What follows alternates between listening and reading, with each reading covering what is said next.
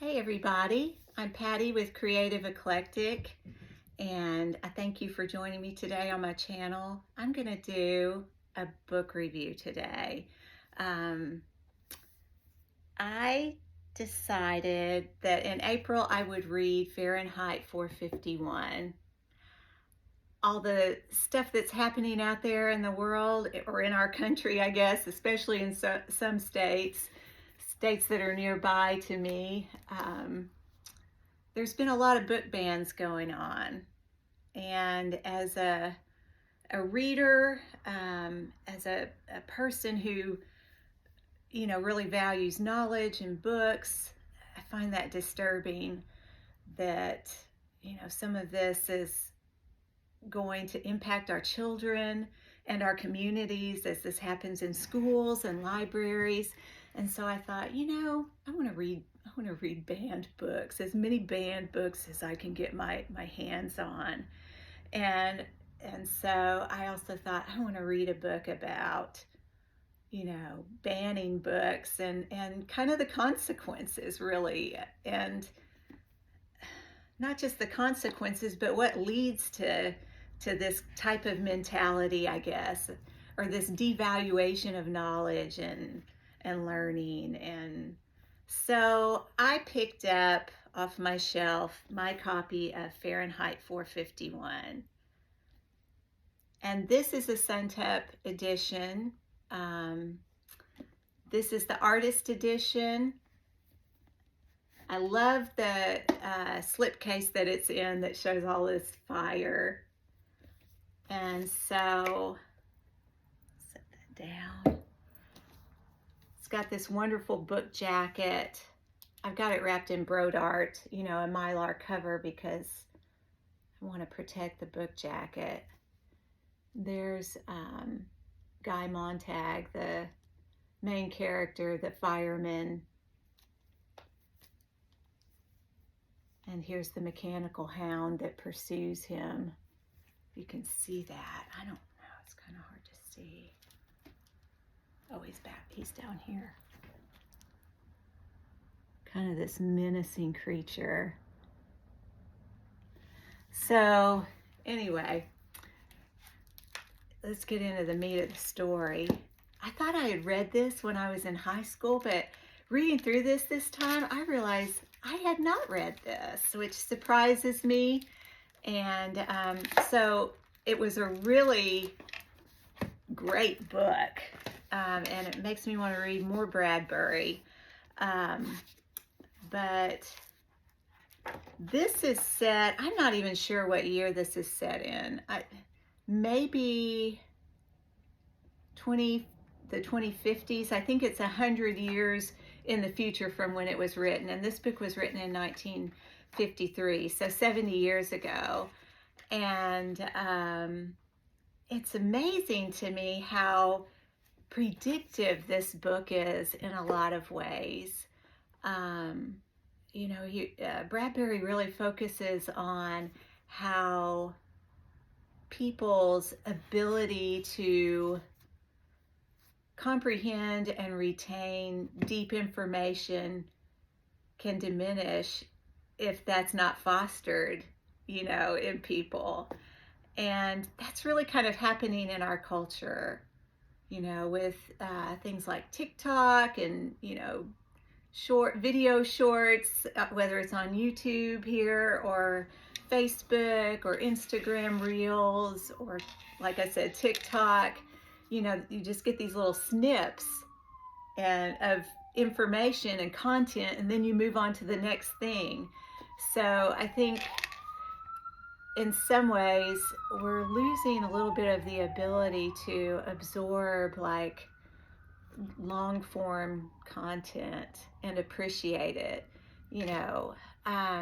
and he talks about that in this book, that it became to where people, there was no interest in that, and just whatever you could quickly consume or take in was best, and nothing really deep. Everything had become kind of surface level content. And no, people weren't reading as much, and so books kind of fell out of fashion. And then the perception became that books were dangerous because it caused people to think more, and if they read, and to be unhappy. And so people quit reading, and books became outlawed. And firemen that used to put out fires would go now and set fires and burn books, burn whole houses full of books. They'd burn the house with the books, and sometimes the people in the house. So another thing that was predictive in this book, the way they have their TV set up, at this time, is that like all four walls would be covered with a giant wall-sized screen.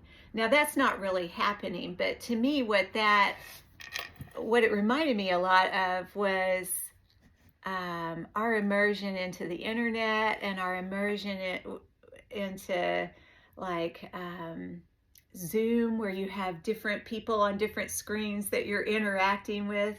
Because on these TV screens in the book, the person in the room is interacting with the people on these screens, and it's kind of this reality show. It's like a constant reality show, or one reality show after another, where you're interacting with these actors or other people. And it's very much like kind of like reality TV and Zoom and all this stuff. So that fascinated me, that here 70 years later, we're kind of living out in some form or fashion the way that Bradbury depicted in this book.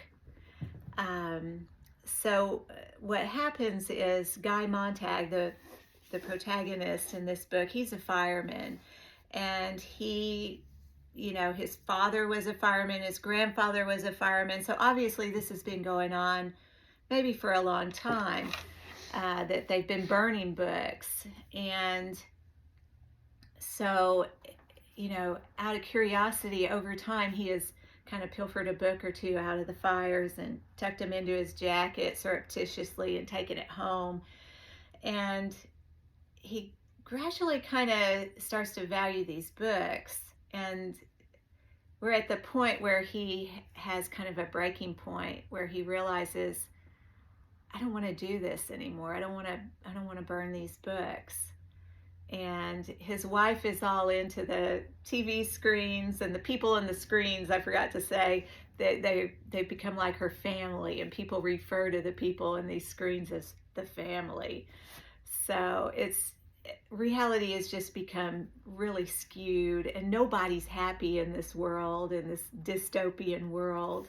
His wife Mildred, she'll take sleeping pills and to help her sleep, but she'll forget she's taking them, and she'll take more and more, and then she'll overdose, and Montag will have to call for the paramedics to come and pump her stomach. And apparently this happens, not just in his household, but others.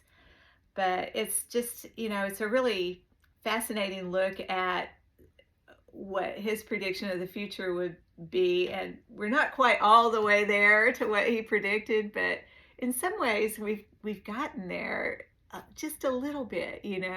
We can see this slippery slope towards book banning, and in the schools and libraries, and our lack of focus, and our inability to really retain long form information. So it's a short book.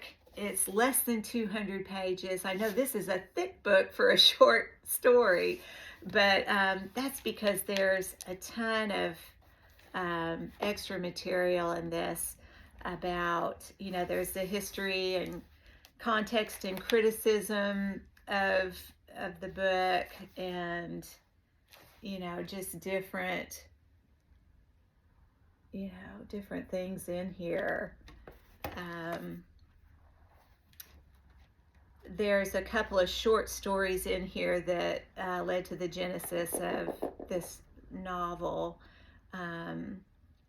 One is called The Pedestrian, and it's about a man that goes for a walk in the neighborhood, and nobody walks these days in this story, and so he's suspicious.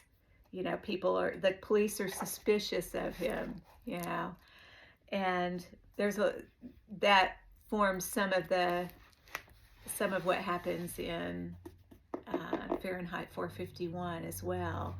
And there's also a story called The Fireman in here that was kind of the beginnings, the seed of Fahrenheit 451, the idea of the firemen who set books on fire, start fires instead of putting them out.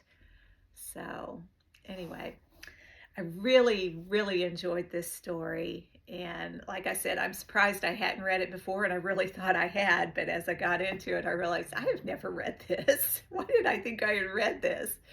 But I'm sure I will return to it again. So I encourage all of you to go out and find, if not a Suntap copy, any copy, and just read this story, because it's a page turner. It's fascinating. Bradbury has a real way with language, and I think you'll really like it. So hope you enjoy it and hope you pick it up. Thanks everyone for joining me today, and I hope you have a good rest of your day, and hope you'll like and subscribe to my channel. Thanks.